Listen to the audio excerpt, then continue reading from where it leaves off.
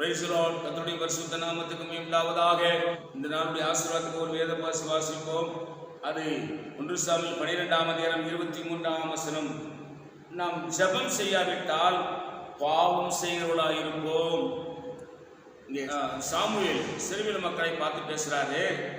நானும் உங்களுக்காக விண்ணப்பம் செய்யாதிருப்பதனாகில் கர்த்தருக்கு விரோதமாக பாவம் செய்கிறவனாய் இருப்பேன். அது எனக்கு தூரமாய் இருப்பதாக. நன்மையும் செம்மையுமான வழியை நான் உங்களுக்கு போதிப்பேன். சாமுவேல் திரும்ப சொல்றார் இஸ்ரவேல் மக்களை பார்த்து, நான் உங்களுக்காக ஜெபிக்காவிட்டால் நான் பாவம் செய்கிறவனாய் இருப்பேன்.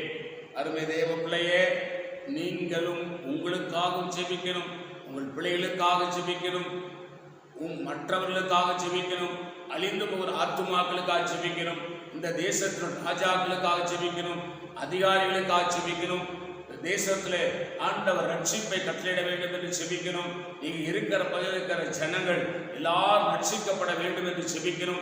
அப்படி நீங்க ஜெபிக்கலன்னா நீங்கள் பாவம் செய்கிறவர்களாக இருப்பீர்கள். நீங்களும் ஜெபிக்காவிட்டால், நானும் ஜெபிக்காவிட்டால், நீங்களும் நானும் பாவம் செய்கிறவர்களாக இருப்போம் என்பதை மறந்து விடாதீர்கள். நான் உங்களுக்காக ஜெபிக்கிறேன். பரிசுத்த பிதாவே, எங்களோடு பேசின நல்ல வார்த்தைகளுக்காக ஸ்தோத்திரம். இந்த வார்த்தையின்படி எங்களை ஆசீர்வதிங்க. இயேசுவின் நாமத்தில் வேண்டிக் கொள்கிறோம் பிதாவே, ஆமென். God bless you. கர்த்தர் உங்களை ஆசீர்வதிப்பாராக.